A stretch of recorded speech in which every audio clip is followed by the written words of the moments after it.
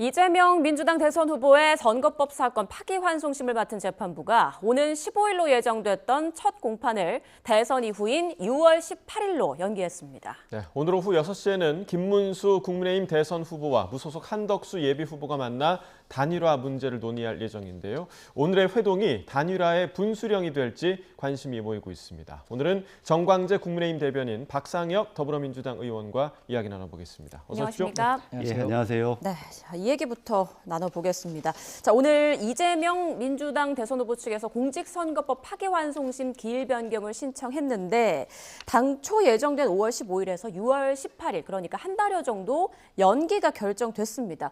민주당에서는 환영 입장이 즉각 나왔는데 국민의힘에서는 아직 입장 나온 게 없는 것 같더라고요. 네, 아직 당에서 공식적인 논평을 내지는 않았지만 일부 기자분들께는 제가 구두로 이렇게 설명을 드렸습니다. 민주당이 지금 사법부에 대한 겁박을 계속 이어가고 있는데 마치 사법부가 민주당의 겁박에 굴복하는 듯한 모습으로 재판을 한 달 이상 늦추는 것에 대해서 국민들이 어떻게 생각하실 건가, 이 부분을 되돌아보았으면 하는 바람입니다. 최근의 정치 상황을 보면 사법부 판단에 따라서 국민의힘과 민주당 모두 일희일비하는 모습을 보이고 있는데 각자에게 유리한 해석을 할 수밖에 없다고 생각합니다. 그런데 이렇게 6월로 재판이 미뤄지는 것은 역으로 생각하면 만약에 이재명 후보가 대통령이 당선된다고 하더라도 받고 있는 재판은 계속 받아야 한다는 방증으로도 해석해 볼 수 있을 것 같아서 사법부가 법과 원칙 또 법리에 따라서 현명한 판단을 해줄 것을 기대하는 상황입니다. 네, 자, 대선이 6월 3일이기 때문에 대선을 훨씬 지난 시점 6월 18일 정도로 지금 고등법원에서 미뤄준 셈인데, 일단은 민주당에서는 사법 리스크로 인한 그런 불안감, 위기감에 조금 거쳤을 것 같습니다. 어떻습니까? 사실 사법 리스크는 이재명 후보에 대한 게 아니라 사법부가 국민들의 주권을 침해하는 리스크를 만들고 있다는 의미로 저희들은 해석을 하고 있습니다. 오늘 고등법원의 판단은 다시 국민들에게 주권자의 시간을 되돌려주는 정말 상식적인 판단이라고 생각하고요.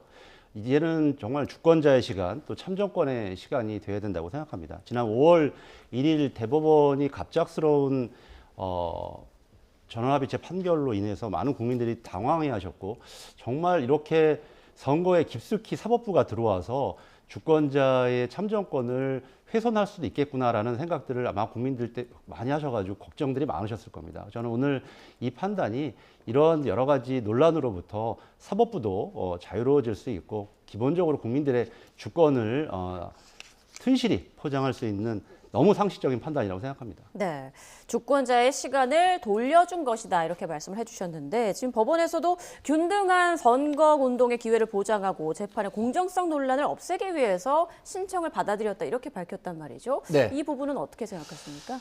말씀하신 것처럼 국민의 참정권은 보장받아야 합니다. 그런데 이렇게 사법적 흠결이 있는 후보를 낸 민주당에 저는 귀책 사유가 있다고 보고요.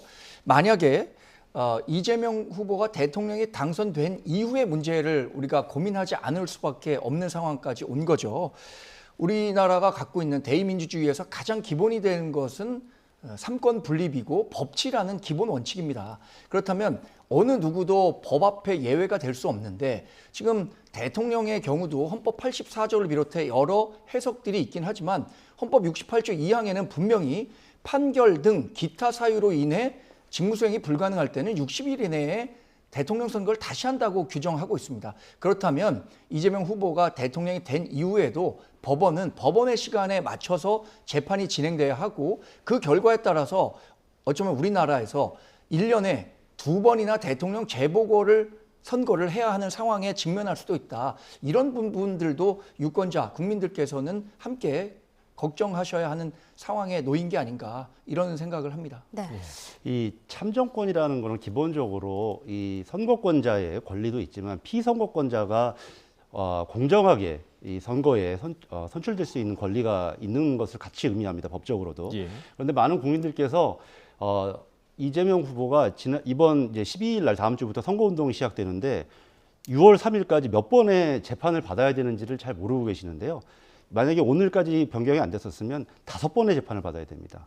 심지어 6월 3일 이 투표가 있는 날까지도 재판이 예정되어 있습니다. 이렇게 원래 공직선거법은 그래서 우리 뭐 특별한 경우가 아주 예외적인 경우가 아니면 인신의 구속이라든지 압수수색 수색도 금지하고 있는 게 공직선거법의 원칙입니다. 공정한 기회를 보장하려고 하는 것이 대전제거든요. 그런데 이렇게 이재명 후보에게만 유독 가혹한 지금 선거 환경, 법원의 태도 이런 부분들 때문에 많은 국민들께서 분노하고 계셨다는 생각이 들거든요. 이런 부분들이 나머지 재판에서도 좀 바로잡혀질 것이라고 생각이 들고요. 우리가 비근하게 미국의 트럼프 케이스에서 보듯이 조금 뭐 우리 정광래 대변인 얘기하셨지만 주권자의 정확한 선택을 받는 우리 선출직 공직자에 대해서는 어떤 태도를 갖는가 이건 법원을 미국의 사례를 보더라도 알 수 있을 것입니다. 그래서 6월 3일 이후에 어떻게 재판이 진행되는지에 대해서는 이미 법원이라든지 또 다수의 판례 학설들이 다수의 학설들이 존재합니다. 그거에 따라서 이재명 대표의 향후 여러 가지 재판 문제들은 순리에 따라서 진행되면 된다고 생각합니다. 네, 전해드린 대로 민주당 이재명 후보의 선거법 위반 사건 파기환송심 첫 기일이 대선 이후로 연기됐습니다. 네, 재판부는 균등한 선거운동 기회를 보장하고 재판의 공정성 논란을 없애기 위해 기일을 변경했다 이렇게 밝혔는데요. 취재기자 연결해서 더 자세히 좀 들어보겠습니다. 김영수 기자, 재판이 한 달 이상 연기된 거죠? 네, 그렇습니다. 처음에 지정된 기일이 오는 15일, 다음 주 목요일이었죠. 그런데 다음 달 18일로 변경됐으니까 한 달 하고도 사흘 뒤로 밀린 겁니다. 며칠이 연기됐느냐 보다는 대선 이후라는 점이 핵심입니다. 6.3 대선으로부터 봐도 보름 정도 뒤에 기일이 잡힌 걸로 계산됩니다. 오늘 아침 상황이 좀 긴박했습니다. 이재명 후보 측이 기일 변경을 신청했다는 속보를 저희가 전해드린 직후에 재판부가 기일을 변경한 사실이 확인됐습니다. 서울고법은 언론 공지를 통해 피고인에게 균등한 선거운동의 기회를 보장하고 재판의 공정성 논란을 없애기 위해 재판 기일을 변경했다고 밝혔습니다. 그러면서 재판부는 내 외부의 어떤 영향이나 간섭을 받지 않고 헌법과 법률에 따라 공정하게 재판하겠다고 강조했습니다. 이재명 후보는 다른 재판들도 받고 있죠. 대장동 사건을 맡은 서울중앙지법 형사합의 33부 그리고 위증교사 사건 항소심을 담당하는 서울고법 형사 3부에도 기일 변경을 신청한 걸로 확인됐습니다. 네, 그럼 이제 파기환송심과 재상고에 걸리는 시간 계산 같은 건 사실상 의미가 없어진 건가요? 네, 그런 셈입니다. 이재명 후보의 파기환송심 첫 공판 날짜가 빠르게 지정되면서 재판부에서도 대법원 기조에 따라 속도감 있게 재판을 진행하는 것 아니냐는 분위기가 있었습니다. 그리고 실제로 그렇게 가는 것 같았습니다. 대법원 선고가 있었던 게 지난 1일이었고요. 다음 날 바로 기록이 송부되고 재판부 배당까지 이뤄졌습니다. 여기에 재판부가 첫 기일을 지정하고 소환장 송달까지 시도했습니다. 파기환송심 절차에 속도가 붙는 것처럼 비치면서 파기환송심에 걸리는 시간과 형량, 또 재상고와 상고이유서 제출 기한까지 시한을 계산하고 이에 따라 이 후보가 대선에 출마할 수 있는 것인지에 대한 분석이 많이 나왔습니다.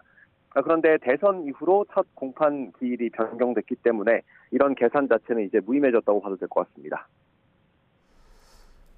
네, 그리고 대선 결과에 따라 이 논란이 계속될 수도 있는 상황 아닙니까? 네, 이재명 후보가 낙선한다면 재판은 절차에 따라 진행될 겁니다. 하지만 당선된다면 얘기가 달라집니다. 다들 아시는 것처럼 헌법 84조에는 현직 대통령이 내란이나 외환의 죄가 아니면 형사상의 소추를 받지 않는다고 되어 있습니다. 그런데 이 소추가 기소만 얘기하는 건지 아니면 재판까지 포함하는 건지 논란이 있죠. 조기 대선인 만큼 이번 대선에서 이긴 후보는 인수위 없이 바로 임기를 시작합니다. 그게 이재명 후보라면 진행되고 있는 재판을 계속 진행할지 논란이 될 것으로 예상이 되는데 1차적으로는 담당 재판부의 판단을 지켜봐야 할 걸로 보이고요. 경우에 따라서는 권한쟁의 심판 같은 헌법재판소 절차가 진행될 가능성도 있어 보입니다.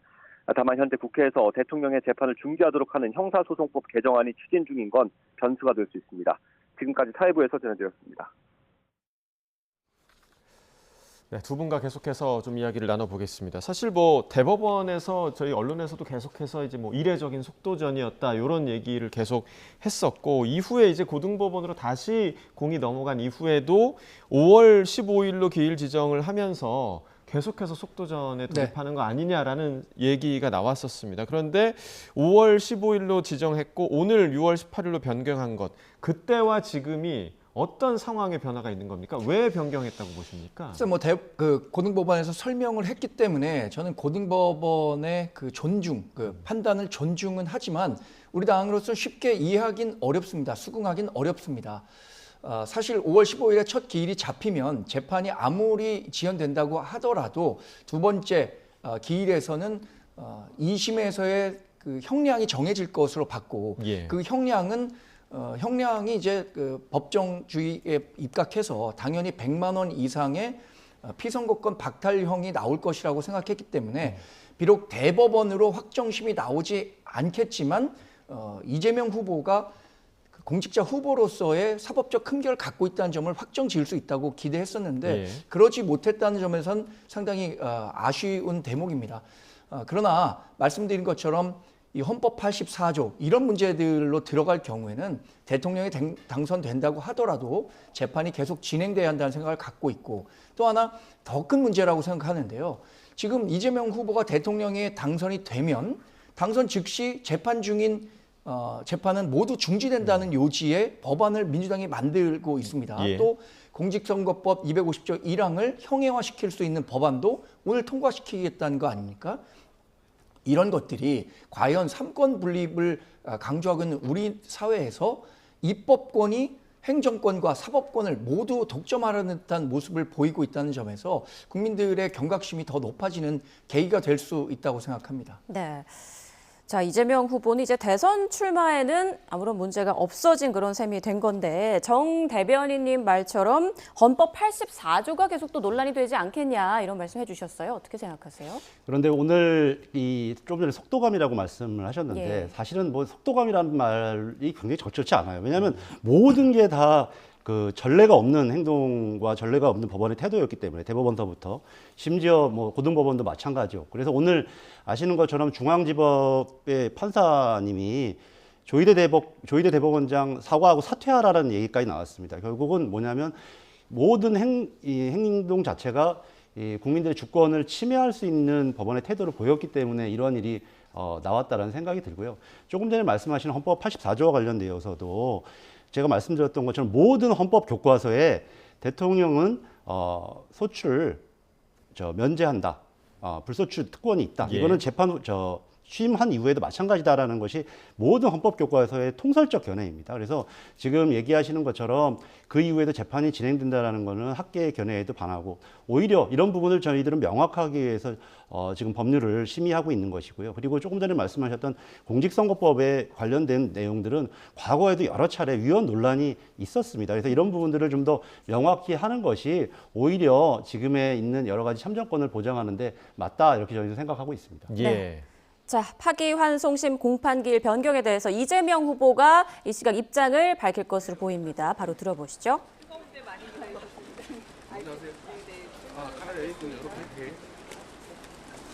네, 먼저. 네, 안녕하세요.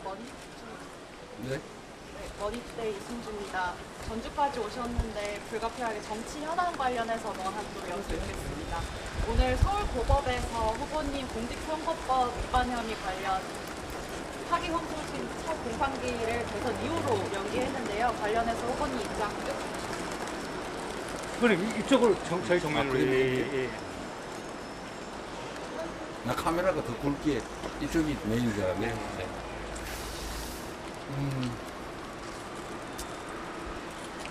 지금은 국민 주권을 실현하는 시기입니다. 대한민국은 민주공화국이고 모든 권력은 국민으로부터 나옵니다. 국민이 현실적으로 주권을 행사하는 중요한 시기이기 때문에 국민들의 주권 행사에 방해가 되지 않도록 하는 것이 매우 중요합니다. 법원이 이 헌법 정신에 따라서 당연히 해야 될 합당한 결정을 했다고 생각합니다. 네, 아까 먼저 네, 안녕하세요. 매일경제 홍승원입니다. 지난번에도 여쭤봤던 것 같은데 지금 이제 대통령 임기 중에 재판 준비자들이 형사소송법도 개정안이 오늘 법사위 법안소위에서 청구되고 있거든요. 혹시 이런 거는 좀 방향이 좀 달라질 수 있을지 그런 입장을 드리고 싶습니다. 모든 일은 국민적 상식, 헌법적 원리에 따라서 순리대로 하면 됩니다. 네, 말씀하세요. 안녕하십니까. 저 YTN의 김방을 기자라고 합니다. 상식을 방금 전에 말씀해 주셨는데 조금 더 구체적으로 여쭤보겠습니다. 헌법 상식하고 어떻게 해석해야 하는지 논란이 있긴 한데요. 여기에 대해서 후보님은 조금 더 구체적인 문제를 궁금하고 나아가 일단 파기환송심 재판이 정지가 됐지만 만약에 대통령의 재판이 거친다면 그 이후에는 가중되신 재판들을 어떻게 하실 생각인지도 여쭤봅니다.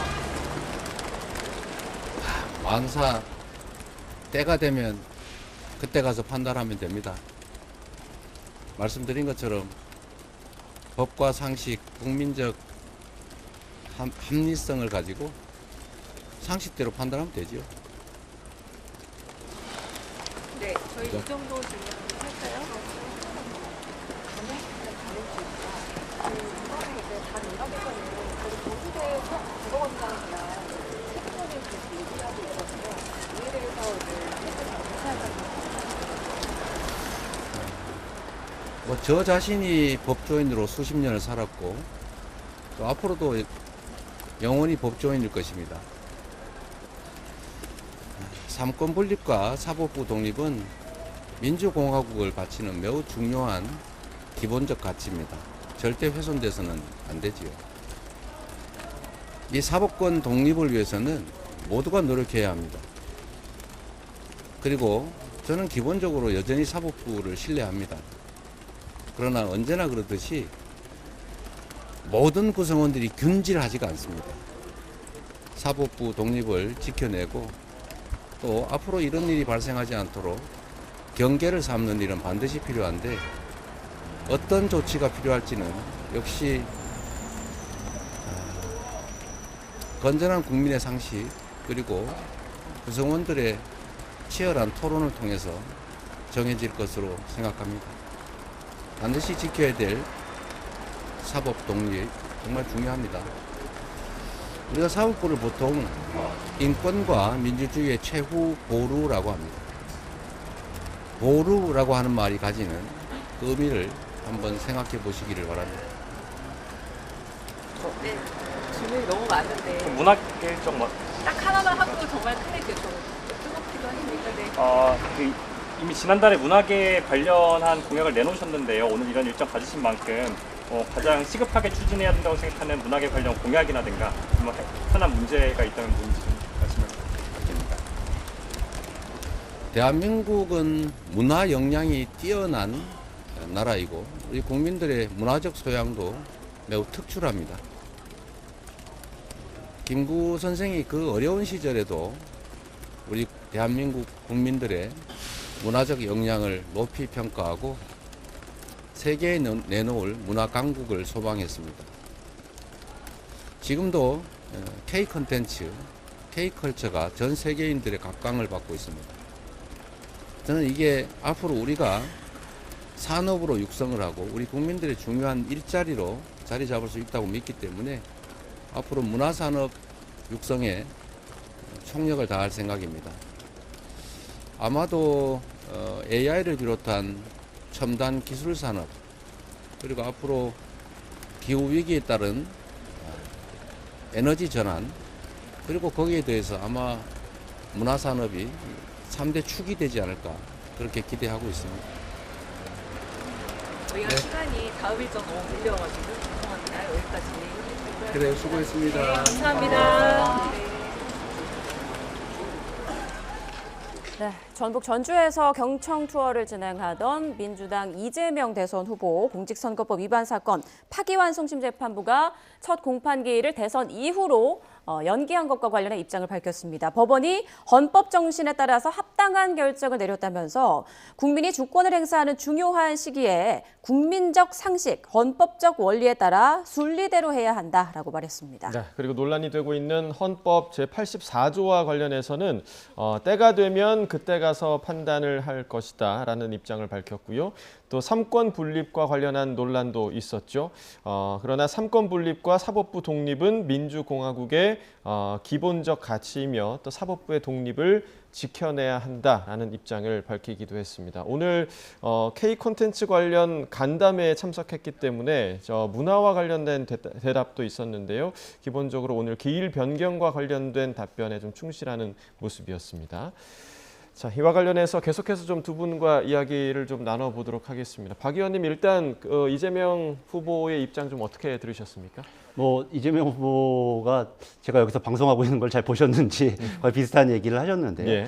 예, 원론적인 얘기죠. 기본적으로 민주주의를 떠받치는 게 이 삼권 분립이라는 게 얼마나 소중한 가치일지 잘 알고 있고, 특히 삼권 분립을 또 사법부의 독립을 하는 문제와 관련돼서 제일 중요한 게 사법 자제의 원칙이라는 것이 있습니다. 사법부가 너무 과하게 이 여러 가지 정치 영역에 들어오게 되면 실질적으로 다른 입법부라든지 행정부의 권한을 이렇게 침해하게 되거든요. 근데 이번에 대표적인 사례로 보게 되었고, 또 국민 여러분들께서 이런 식으로 우리 민주주의가 형해화될 수 있는 것이구나, 국민들의 주권이 침해될 수 있는 것이구나, 이런 부분을 어떤 5월 1일 대법원 전환합의체 판결로 깨달을 수 있었다고 생각합니다. 그렇기 때문에 앞으로 이런 문제와 관련돼서 여러 가지 좀 개혁과 관련된 개선책도 필요하다, 이런 국민적인 여론이 높습니다. 근데 그 원칙도 결국은 상식과 또 법원에 있는 여러 구성원들과의 토론 과정 속에서 나와야 된다라는 그런 지점들을 이렇게 밝혀주신 건 너무 합당한 얘기다, 이렇게 평가하게 됩니다. 네, 자, 이재명 후보 비교적 밝은 표정으로 기자들의 질문에 답변을 했는데, 헌법 84조 논란과 관련해서는 때가 되면 그때 가서 이제 판단을 하겠다, 이렇게 답을 했단 말이죠. 여기에 대해서는 어떤 생각이십니까? 지금 이재명 대표가 하는 말 구구절절 다 옳은 말이라고 생각합니다. 사법부의 독립, 삼권 분립 굉장히 중요한 가치죠. 근데 이재명 대표가 지금 이렇게 입으로 쏟아내는 말과 손과 발로 하는 행동은 왜 그런 차이를 보이는가에 대해서는 설명을 해야 한다고 생각합니다. 지금 재판을 연기해야 한다, 이렇게 겁박했고요. 또 대법원장 탄핵에 나서는 그 민주당의 움직임에 대해서 민주당이 적의 판단할 것이다 라면서 사실상 용인했고요. 입법 독재로 가는 길 계속 다 닦았던 것 아닙니까? 과거에는 행정 권력이 비대했기 때문에 입법부와 사법부가 행정권의 남용에 의해서 삼권 분립이 위협받는 경우가 많았지만, 지금 우리가 목도하고 있는 것은 입법 권력, 그러니까 견제받지 않는 입법 권력이 행정권과 사법권까지 강요하려고 하는 모습들을 목도하는 상황에서 지금 이재명 대표가 하는 말은 말뿐에 그친다, 구호에 그친다라는 판단을 할 수밖에 없다고 생각합니다. 이 헌법 84조와 관련해서도 2017년에 똑같은 홍준표 자유한국당 후보가 관련한 문제를 안고 있었습니다. 근데 홍준표라는 이름이 2025년에 이재명이라는 이름으로 바뀌는 순간부터 이른바 진보 헌법학자들이라는 분들의 판단도 달라지는 거예요. 당시에는 재판이 계속 진행돼야 한다고 했던 분들이 지금은 재판이 진행되면 안 된다라고 얘기하는 것은 헌법학자로서의 양심을 팔아먹는 행위 아닌가, 그렇게밖에 해석할 수밖에 없는 거죠. 예. 자, 앞서 정 대변인께서도 고등법원 재판부가 6월 18일로 기일 변경을 한 건 어찌됐든 대선 이후고, 만약에 이재명 후보가 대통령이 되더라도 재판을 계속 받아야 한다는 반증이 아니겠냐, 이런 의견을 밝혀주셨는데, 이 부분에 대해서는 좀 어떻게 생각하십니까? 보통 재판부가 기일을 변경할 경우에는 두 가지 방법이 있습니다. 특정 기일로 기일을 지정하는 방법이 있고, 추정이라고 해가지고 추후 지정하겠다, 이렇게 하는 방법이 두 가지가 있거든요. 특정한 날짜를 정하지 않고요. 그런데 저는 법원이 일반적으로 현재 기일이 지정된 상태에서는 추후 지정보다는 특정 기일로 지정하는 건 너무 상식적인 판단이라고 생각합니다. 그러나 6월 3일 이후에 여러 가지 바뀐 정치적인 환경, 특히 대선을 중심으로 해서 국민 주권자들의 의사가 드러났을 때는 당연히 그에 따라서 재판을 중지해야 된다는 것도 아까도 말씀드렸던 것처럼 학계의 통설이자 국민들의 여론이, 그리고 국민들의 의사가 반영되는 결과라고 생각합니다. 네. 자, 이런 가운데 국회 법사위가 오늘 법안심사 제1소위원회를 열어서 피고인이 대통령 선거에 당선됐을 경우 진행 중인 재판을 정지하는 내용의 형사소송법 개정안을 단독으로 의결했습니다. 국민의힘은 참석하지 않았죠? 네, 그렇습니다. 말 그대로 이 법안은 이재명 후보 본인만을 위한 위인설법에 불과합니다. 이재명 후보뿐만 아니라 다른 사람들도 적용될 수 있는 법이다라고 얘기하겠지만 그 처음에 그 혜택을 보는 사람이 이재명 후보가 될 것이면 누가 보더라도 뻔한 일이잖아요. 그렇기 때문에 우리 당으로서는 절대 찬성할 수 없는 법안이고 이건 사실 위헌적인 법안입니다. 그래서 이 법안이 설령 지금 입법권을 독점하고 있는 민주당의 주도로 국회를 통과한다고 하더라도 일단 2조 대통령 권한대행이 거부권을 행사할 겁니다. 그런데 이 법안을 다시 이재명 후보가 대통령이 된 이후에 발의해서 통과시키면 그땐 거부권이 소용이 없겠죠. 그렇죠. 그러나 이 부분은 다시 위헌 소송을 거치게 되면 헌법을 위반하는 법안이 될 수밖에 없기 때문에 법안으로서의 가치를 상실할 것이라고 생각하고요.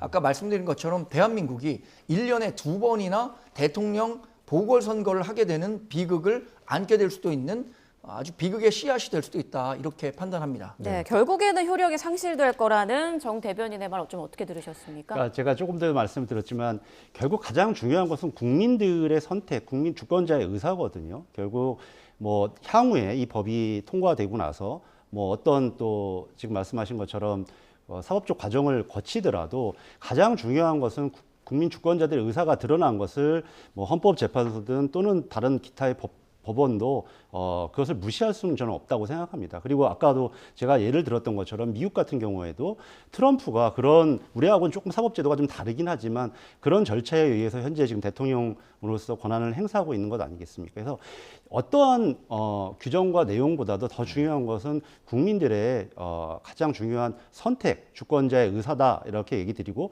그것과 관련돼서 이미 모든 헌법 교과서도 그렇게 적시하고 있다 이렇게 다시 한번 설명 말씀드리겠습니다. 네, 그리고 민주당에서는 또 행안위에서 허위사실공표죄 조항을 손질하는 그 개정안을 또 단독 처리한다고 얘기를 들었는데 이 부분 좀 부연 설명을 좀 해주실까요? 이게 저도 정치를 하고 있고 우리 정광재 대변인도 함께 하고 계십니다만 이 공직선거법은 여러 가지로 좀 문제가 많습니다. 그 중에 하나가 이 대표적으로 이 허위사실 공표와 관련된 부분인데요. 이게 과거에는 이거보다는 조금 구성 요건이 좀 좁았습니다. 그런데 이게 오히려 국회의원들이 전 책임도 저는 있다고 생각합니다. 이걸 넓혀놓게 되면서 완전히 이연령 비연령의 지금 법안이 돼버렸습니다. 예. 그래서 정말 어디까지가 허위 사실인지 여부에 대해서 말 그대로 검찰의 자의적인 수사에 의해서 이게 국민들의 나중에 당선된 사람 또는 낙선된 사람 이번에도 보는 것처럼 만약에 낙선자에 대해서 당선자가 그 자신들의 권한이 있는 검찰을 이용해서 그 수사를 하게 된다면 그래서 재판이 넘겨지게 된다면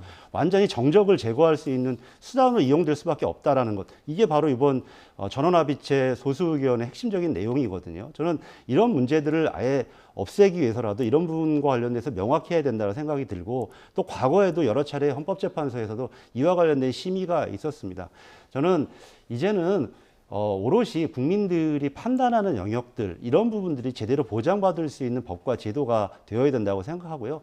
정치인들도 그런 부분과 관련돼서는 여러 가지 함께 협조를 해서 이 차제 이런 부분과 관련돼서는 논란을 없애는 게 타당하다 생각합니다. 네, 이렇게 민주당이 100번 양보해서, 말씀하시죠. 100번 양보해서 그 법안이 꼭 필요하다고 칩시다. 그렇다면 우리가 법을 만들 때는 소급 적용하면 안 된다라는 단서 조항이 분명 들어갈 수 있는데 이 법안이 통과되면 가장 먼저 혜택을 보는 사람이 이재명 후보라는 변은 누구도 부인할 수 없는 거잖아요.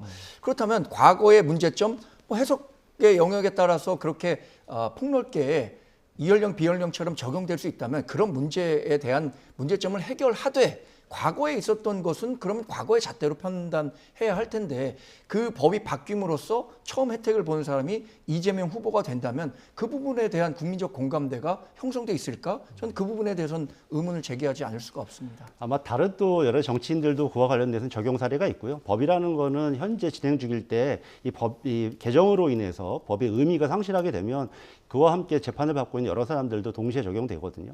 그런 부분들은 좀 조금 억지가 아닐까 생각이 드네요. 네, 이 부분은 어떻습니까? 민주당이 또 조희대 대법원장과 대법관 구인을 직권남용 등의 혐의로 이제 고발하겠다 이런 방침을 밝혔는데 이건 뭐 진행을 하는 건가요? 예, 오늘 아마 오전에 대변인께서 그런 거 관련된 발표를 좀 하신 거로 알고 있는데 이번 보시는 바와 같이 대법원의 여러 가지 논란, 뭐 기록을 제대로 봤는지 여부부터 시작을 해서 소부에 회부하지 않고 바로 전원합의체로 간다, 소부에 2시간 만에 정도의 검토를 후에 바로 전원합의체로 간다든지 하는 관련되어서 여러 가지 규정을 침해했다라는 그런 이야기들이 있습니다. 이런 부분 관련되어서는 명백히 진실을 밝히는 저는 과정들이 좀 필요하다고 생각을 하고요. 이런 부분 관련돼서 법원도 이번 기회를 통해서 다시 한번 국민들로부터 의구심받을 행동을 하면 안 된다 이렇게 다시 말씀드리고 싶습니다. 네, 자 이와 관련한 조승래 대변인의 발표를 한번 듣고 또 이야기 계속해서 나누도록 하겠습니다. 오늘 오후 3시 40분에 조희대 대법원장과 대법관 9인에 대한 고발 기자회견을 진행합니다. 고발 내용은 직권남용, 부정선거운동, 허위공문서 작성 및 행사, 그리고 고발처는 공수처가 될 것 같습니다. 그리고 아직 좀 정리를 좀 할 부분들이 있는 것이고 결론은 안 났다. 탄핵을 포함해서 모든 방법을 강구하겠다라고 이미 말씀을 드렸기 때문에 그런 차원으로 좀 이해를 우선은 좀 해주시면 될 것 같습니다. 자, 대법원장에 대한 고발과 또 탄핵 가능성과 관련해서 국민의힘은 좀 어떻게 좀 바라보고 있습니까? 글쎄요, 이번에 대법원이 이재명 후보와 관련한 일에 대해서 유죄 취지의 파기환송을 하지 않았다고 하더라도 조희대 대법원장을 비롯해서 9명의 대법관들을 탄핵에 나섰겠느냐? 그랬을 거라고 생각하는 사람이 있겠습니까? 지금 본인에게 불리한 판결을 했기 때문에 탄핵한다고 생각하는 것이 국민적 상식 아니겠어요? 탄핵이라는 것은 직무 수행 과정에서 발생하는 법률에 중대한 위반이 있어야 하는 사안입니다. 그런데 지금까지 민주당이 탄핵을 했던 사람 가운데 윤석열 전 대통령에 대한 탄핵만 인용이 됐을 뿐 나머지 모든 사람들이 기각됐습니다. 예. 조희대 대법원장에 대한 탄핵 사유가 그렇게 있었다면 과거에 이재명 후보에 대한 파기환송 조치 이전에 탄핵을 했었어야지 이 이재명 후보의 파기환송 직후에 탄핵하겠다는 것은 누가 보더라도 이재명 후보에게 불리한 판결을 했기 때문에 탄핵한다라는 인식을 심어주기에 충분하다고 생각하고요. 설령 그것이 국회에서 탄핵이 돼서 헌법재판소에 간다고 했을 때 실제로 민주당 의원들조차 조희대 대법원장을 비롯해서 대법관들이 탄핵에 이를 수 있을 것인가 라고 생각하는 분들은 양심을 걸고 아마 없을 거라고 생각합니다. 네. 당연히 아무 행위가 없는데 어떻게 탄핵을 하겠습니까? 그런데 5월 1일 전원합의체 판결을 통해서 이 주권자의 의사, 특히 헌법 정신, 제 가장 탄핵의 핵심 사유 중에 구성 요건이 위헌 사유입니다. 이 참정권이라든지 이런 부분을 침해한 것으로 보이는 상황이 나타났기 때문에 저희들이 탄핵 논의가 들어가게 된 것이고요. 아까도 말씀드렸던 것처럼 이번에 대법원이 보여준 여러 가지 도저히 믿을 수 없는 이상한 행동들 있지 않습니까? 소부에 2시간 만에 전원합의체로 간다든지 제대로 된 기록을 봤는지 여부를 확인할 수 없다든지 그리고 심지어 이것을 다시 고등법원으로 내려보냈을 때 고등법원이 당일날 기일 지정을 하고 그리고 저도 변호사입니다만 한 번도 본 적이 없었던 집행관송달이라는 것 아마 대부분의 판사들은 알지도 못할 겁니다. 집행관송달이라는 제도가 본인들도 거의 해보지 않은 제도거든요. 이런 것들을 보았을 때 정말 대법원과 고등법원이 어떠한 의도를 가지고 지금 이번 사건을 대하고 있는지를 저는 분명히 여실히 드러났다고 생각을 하고 그렇기 때문에 법원 내부로부터도 여러 가지 비판을 받고 있습니다. 그런 문제들과 관련되어서 저희들이 탄핵과 관련된 심도 있는 좀 논의를 중이다라는 말씀드리겠습니다. 네, 민주당에서는 또 조희대 대법원장이 파기 재판을 실제로 검토했는지 밝혀라 이런 목소리도 나오던데 이건 좀 어떤 근거를 배경으로 나온 그런 얘기인가요?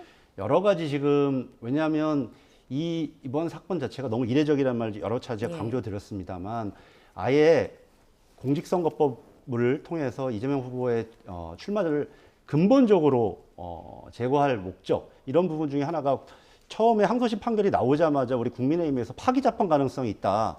파기재판을 무죄를 유죄로 해서 파기재판한 예가 없습니다. 그럼에도 불구하고 국민의힘 쪽에서 많은 그런 요청들이 있었고 그런 주장들이 있었거든요. 그렇기 때문에 여러 가지 또 뭐 제보들도 좀 있는 것 같아요. 그래서 조희대 대법원장이 이런 정말 의도를 가지고 있었지 않냐라는 국민적인 의구심도 있고 그런 제보들도 있거든요. 그래서 저희들이 그런 부분 관련돼서는 좀 확인이 필요하다라는 차원에서 저희들이 지금 얘기를 하고 있습니다. 네. 자, 지금 한덕수 예비 후보 그리고 김문수 후보 간의 단일화 문제로 지금 연휴 동안 굉장히 좀 시끌시끌한 상황이었습니다. 오늘 오후 6시, 저녁 6시에 전격적으로 두 사람이 만날 예정인데 회동에서 좀 어떻게 예상하십니까? 좋은 분위기가 나오겠습니까? 어떻게 좀 보세요? 뭐 좋은 분위기 속에서 협상이 잘 돼서 단일 후보를 언제까지 뽑겠다 이런 로드맵이 나오기를 국민의힘 당 대변인으로서 간절히 희망합니다. 예. 그런데 이 정치는 또 엄연한 현실이라는 점을 감안한다면 오늘 6시에 만나는 두 사람의 회동이 과연 그 정도 결과를 이끌어낼 수 있을 것인가에 대해서는 그 가능성을 또 높게 볼 수는 없는 게 현실이 아닌가 싶습니다. 결국에는 이 단일화 관련해서는 김문수 후보가 조금 더 적극적으로 한덕수 후보에게 전 권한대행에게 본인은 정통성이 있는 그러니까 국민의힘의 당 경선이라는 절차적 정당성을 확보한 후보인 만큼 후보를 양보해달라라는 DJP식의 협상을 할 게 예상됩니다. 예. 반면에 한덕수 전 권한대행 같은 경우에는 비록 자신을 따른 조직은 부족하지만 민심에서 앞설 수 있다는 판단을 하기 때문에 여론조사를 통해서 경쟁력 있는 후보를 뽑자라는 원칙을 고수할 가능성이 크기 때문에 이게 사실 만나는 것만으로도 의미가 있다면 있겠지만 오늘 이렇다 할 결과를 내기는 현실적으로 좀 어려운 것 아닌가라고 저는 조심스럽게 예측합니다. 다만 그런 희망적인 결과가 도출되기를 기대하고 있습니다. 네, 그 장소도 약속 시간에 맞춰서 공개하기로 했는데 이 점도 좀 이례적인 것 같습니다. 박 의원님께서는 두 후보 간의 오늘 만남 어떻게 좀 보십니까? 어떤 좀 의미 있는 결과가 나올까요? 김문수 후보가 쉬운 말로 감정이 많이 상하신 것 같아요. 그러니까 우리 김재원 전 의원이 아마 방송에서 나와서 얘기한 것 같은데 뭐 지금 저도 한번 정광재 대변인한테도 여쭙고 싶은데 김문수 후보가 사진 찍는데 그 옆에서 한덕수 후보가 사진을 찍었다. 프로필 사진을 찍었다. 이런 얘기가 있어요. 그거를 당에서 주선했다. 뭐 이런 얘기가 있으니까 좀 전에 말씀하신 것처럼 내가 정통성 있는 후보고 또 당원 당규에 의하면 당무 우선권이 있는데 내가 사무총장도 제대로 임명하지도 못하고 심지어 아주 사소한 여러 가지 선거운동 관련된 준비들을 해야 되는데 이런 것들도 당에서 협조하지 않고 있는 상황들에 대해서 정통성 있는 김문수 후보로서는 굉장히 감정이 지금 상해 있는 것 같고요. 저는 오늘의 자리는 결국 이 단일화라는 이 과정 속에서 김문수 후보나 이런 쪽에서 하도 압박이 들어오니까 좀 명분을 좀 쌓기 위한 그런 좀 과정이라는 생각이 들고 한번 제가 생각을 해봤습니다. 예. 김문수 후보 입장에서 저라도 아마 쉽게 응하지 않을 거라는 생각이 듭니다. 예. 자, 오늘 6시에 회동을 앞둔 두 후보 측의 좀 목소리를 듣고 계속해서 이야기 좀 나눠보겠습니다. 순조롭게 단일화를 할 수 있었던 기회가 많았었는데 후보를 부당하게 압박하는 여러 일들이 반복되면서 이것이 굉장히 잘못된 길로 가고 있다라고 저는 느끼고 있습니다. 당 지도부가 나서서 단일화를 시키겠다 하면서 시한을 정하고 압박을 하고 심지어 후보자를 끌어내리려는 시도로 보이는 그런 행위가 반복되면 후보로서도 그것을 응하기가 쉽지 않아지거든요. 그래서 이런 행위들은 전부 중단되어야 한다는 것입니다. 국민과 당원 앞에 공개적으로 수차례 했던 약속이기 때문에 그건 바로 즉각 후보가 된 뒤로부터 바로 진행이 됐었어야 되는데 지금 많이 늦춰지고 있어서 안타깝습니다. 상대방의 후보를 상대하는 그런 경쟁력을 키우는 방안으로 단일화가 돼야 되기 때문에 그건 11일 이전이어야 그나마도 한번 해볼 수 있다는 거고 데드라인은 따로 정해놓고 있지 않지만 저희들은 당초 여러 가지를 약속한 대로 그렇게 바로 진행이 돼야 된다고 생각합니다. 네, 양측의 입장이 좀 상당히 다른 모습을 보실 수가 있었고 오늘 저녁의 만남에 대해서 정 대변인께서도 조금 전에 조금 부정적인 그런 전망을 좀 해주시긴 했는데 지금 조금 전에 이제 박 의원께서 말씀해주신 당무 우선권. 그러니까 이 부분에 대해서도 굉장히 좀 논란이 됐거든요. 그러니까 후보가 되면 마치 이제 당대표 정도의 권한을 가질 수 있는 당무 우선권을 후보가 가져야 되는 거 아니냐라고 김문수 후보 측은 좀 주장하고 있는 건데 이 논란에 대해서는 좀 어떻게 보세요? 저도 사실 김문수 후보가 마지막 후보가 이후까지는 당무 우선권이 모든 권한에 앞선다라는 데 대해서 전혀 의심하지 않았었거든요. 예. 당무 우선권이라는 게 2017년에 홍준표 당시에 대선 후보가 되면서 그 조항을 만들었고 후보가 되는 순간 당 대표로서의 자격을 갖기 때문에 당무와 관련한 우선권을 갖는다 의심하지 않았었는데 그런데 또 이것을 조항별로 놓고 본다면 의결 그 과정은 상임 정국이, 전국이, 전당대회 이런 식으로 있는 과정에서 비대위의 권한이라고 생각할 수 있는 부분도 있기 때문에 과거에 이런 부분이 충돌할 거라고 생각하지 못했기 때문에 아주 명확하게 규정하지 못한 측면이 있다고 생각합니다. 예. 그것이 마치 헌법 84조 논란과 비슷한 겁니다. 헌법 84조도 이렇게 재판을 받는 사람이 대통령 후보에 나설 거라고 생각하지 못했기 때문에 소추라고 그러니까 그게 기소인지 재판의 진행인지에 대해서 명확하게 판단하지 못한 것처럼 우리도 그런 미비한 점이 있었다고 보는데 지금으로서는 뭐 지금 우리가 상임 정국위도 열고 전국위원회 열고 전당대회를 열겠다는 계획을 갖고 있기 때문에 여기서 어떤 결과가 도출될지는 좀 두고 봐야 할 것 같습니다. 네. 자, 그리고 오늘 발표된 여론조사 결과를 보면요. 김문수, 한덕수 두 후보의 단일화를 해야 한다라고 찬성하는 의견이 더 높은 것으로 나타났습니다. 이걸 만약에 당원을 대상으로 조사하면 비율이 더 높게 나올 거 아니겠어요?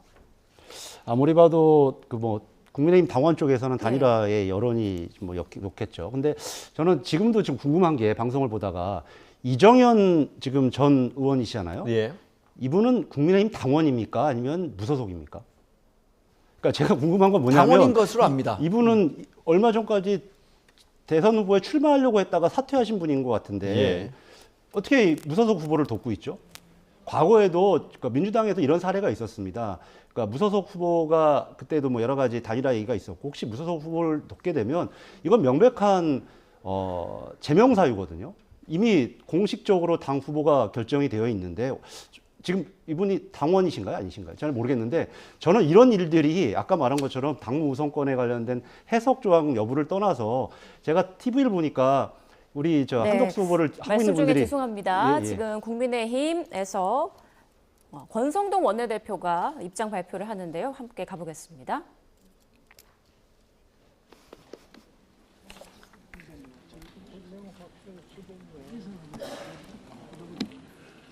민주당이 대한민국 대법원을 파기하기 위한 전면전을 시작하였습니다. 이재명에게 유죄 판결을 내린 조희대 대법원장과 9명의 대법관을 공수처에 고발한다고 합니다. 14일에는 조희대 대법원장에 대한 청문회를 개최하겠다고 합니다.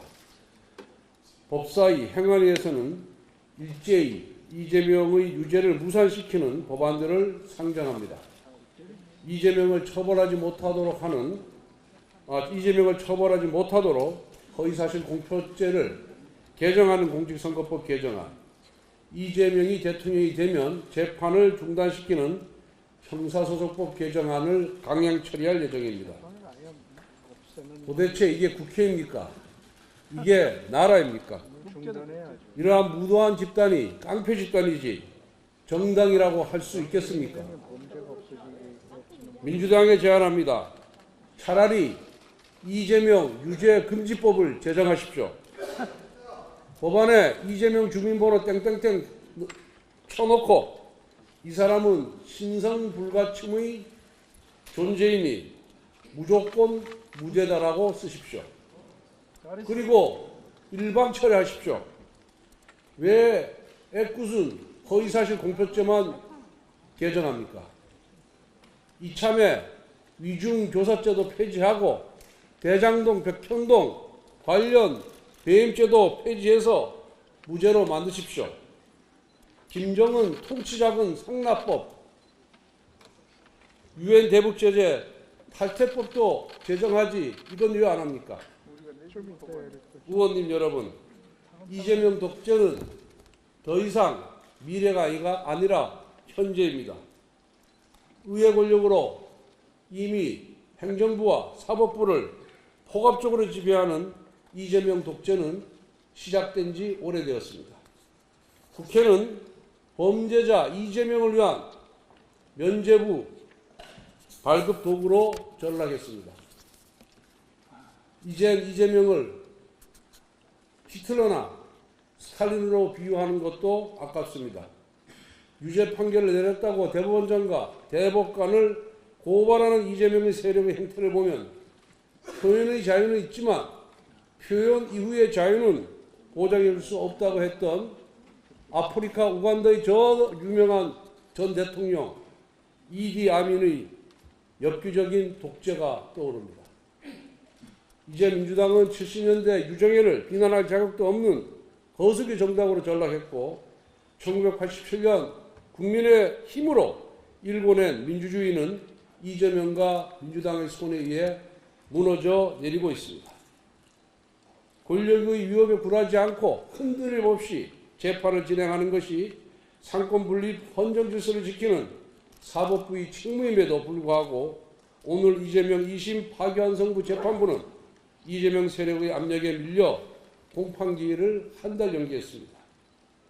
참으로 유감스럽고 개탄스러운 결정이 아닐 수가 없습니다. 이제 이 나라 민주주의를 지켜낼 마지막 희망은 우리 국민의힘과 국민에게 있습니다. 우리 국민의힘은 이번 대선에서 반드시 승리해야 합니다. 우리가 대선에서 승리하는 것만이 민주주의를 지키고 나라를 지키고 국민을 지키는 길입니다.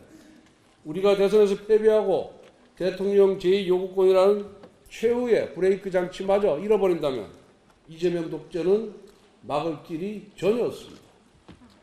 오늘 6시 다행히도 우리 당 대통령 후보이신 김문수 후보께서 한덕수 후보와 단일화를 위한 협상에 나선다고 합니다. 대선 승리는 당원과 국민을 위한 우리의 책무입니다. 승리를 위한 통합, 승리를 위한 단일화는 우리의 후보이신 김문수 후보께서 국민과 하신 약속입니다. 단일화 논란이 더 장기화될수록 실망감과 피로감만 가중시킬 뿐입니다. 이제 더는 시간이 없습니다. 오늘 반드시 단일화를 확정해야 합니다. 우리 김문수 후보께서는 대선 후보 경선 과정에서 여러 차례 한덕수 후보와의 단일화를 신속하게 추진하시겠다고 약속하셨습니다.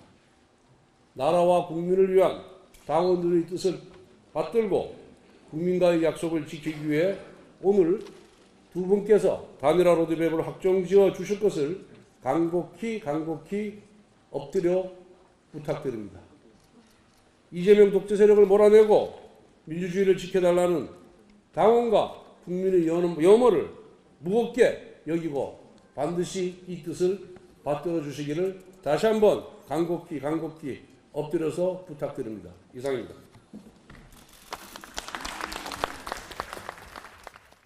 네, 국민의힘 지금 사흘째 의원총회를 열고 있는데요. 국민의힘 권성동 원내대표가 이재명 후보의 파기환송심 공판기일이 변경된 것과 관련해서도 입장을 밝혔습니다. 민주당의 대법원 파괴 전면전이 시작됐다면서 차라리 이재명 유죄금지법을 제정해라라고 비판의 목소리를 높였습니다. 네, 그리고 오늘 저녁에 있을 김문수 후보와 한덕수 예비 후보 간의 만남과 관련한 언급도 했는데요. 오늘 반드시 저녁에 단일화가 협상이 돼야 한다. 이렇게 좀 강조를 했습니다. 자, 사실 어제 윤희숙 여의도 연구원장을 비롯해서 당내에서 후보 교체론까지 나왔던 그런 상황이었습니다. 그만큼 지금 국민의힘 당내가 급박한 상황이었던 것 같은데 어떻게 좀 전망을 하십니까? 일단 어제 밤에 마무리된 그 의원총회 분위기를 놓고 보면 우리가 선출한 김문수 후보를 너무 지나치게 빠른 속도로 압박하는 듯한 모습을 보인 것이 오히려 단일화 협상에는 부담이 된다라는 반론들이 많이 나왔던 것으로 알고 있습니다. 윤희숙 원장이 했던 얘기는 저는 아직은 개인적 차원의 이야기라고 생각합니다. 윤희숙 원장은 한덕수 권한대행과 김문수 후보의 단일화를 걸고 김문수 후보가 경선 후보로 최종 선출이 됐는데 그런 움직임을 하나도 보이지 않는 것에 대한 비판적인 말씀을 조금 거칠게 했다고 생각하고요. 사실 오늘 의원총회에 김문수 후보가 참석하느냐 후보가 참석하지 않느냐도 관심을 갖고 있었는데 지금 분위기만 놓고 보면 김문수 후보가 참석하지 않는 것으로 보입니다. 근데 그 김문수 후보와 관련해서 우리가 뽑은 후보니까 조금 더 온정적으로 이야기를 한다고 하더라도 김문수 후보 입장에서는 적어도 어느 시점까지 어떤 방식으로 단일화에 나서겠다라는 정도의 기본 방침은 현역 의원들 의원총회에 참석해서 이야기를 하는 것이 좋지 않을까라는 생각을 전 개인적으로는 갖고 있습니다. 그리고 그 과정에서 분명히 김문수 후보가 경선을 통과한 후보가 맞으니까 일정 정도의 기득권, 본인에게 유리한 정도는 한덕수 전 권한대행도 인정해줘야 하는 것 아닌가? 그런 것까지 고려해서 김문수 후보 측에서 어떤 식으로든 자신이 갖고 있는 안을 국민의힘 의원들에게 좀 설명을 하는 것이 지금 국면에선 중요하다 이렇게 판단합니다. 네, 지금 권성동 원내대표 말을 들어보면 오늘 저녁에 있을 그 두 후보의 협상에서 어떤 결과라도 굉장히 전면적으로 좋은 결과가 나야 한다 이런 말을 좀 했는데 민주당이 보는 지금 단일화 상황은 어떤지 궁금합니다. 김문수, 한덕수 두 후보 중에 누가 조금 더 꺼려지는 후보일까요? 뭐 좀 전에도 말씀을 나누다 좀 중단되기도 했는데 이 김문수 후보 같은 경우는 말씀드렸 본인은 스스로 아마 여러 가지 원칙을 제시했다고 보여져요. 그러니까 언론에도 보면 심지어 이준석 후보까지 하는 빅텐트 그리고 본인 중심의 단일화 추진 기구라든지 이런 걸 했다고 보여지기 때문에 본인은 아마 지금 정광재 대변인 말씀하시는 것처럼 원칙을 얘기했다고 생각하는데 오히려 국민의힘 지금 현 지도부가 자신을 인정하지 않고 있는 데서 이 모든 문제가 좀 발생했다고 아마 본인은 생각을 하는 것 같습니다. 저희 더불어민주당 입장에서는 별로 큰 차이가 없습니다. 사실은 김문수 후보든 한덕수 후보든 사실은 실제로 또 여론조사 얘기하면 또 어디 출처를 좀 밝혀야 돼서 그렇긴 하지만 여러 가지 지표들을 볼 때도 큰 차이가 저는 없다고 생각을 하고 특히 한덕수 후보 같은 경우가 갑작스럽게 출마한 게 아니라 이미 한덕수 후보의 여러 가지 나와 있는 결과들은 여론에도 반영이 좀 되어 있다는 생각이 들고 실제로 단일화 효과가 있다라고 하는 그런 보도도 없습니다. 그래서 저희들이 오로지 지금 해야 될 것은 국민들한테 이번 대통령 선거를 통해서 어떻게 하면 국난을 극복하고 여러 가지 내라는 위기를 극복하고 민생 경제를 살릴 것인가 이런 부분들을 함께 약속하고 설득하는 그런 설명드리는 그런 과정이 되는 게 저희들은 더 중요하다고 보고 있습니다. 네, 알겠습니다. 두 분 말씀 여기까지 듣겠습니다. 정광재 국민의힘 대변인, 박상혁 더불어민주당 의원과 함께했습니다. 고맙습니다. 감사합니다.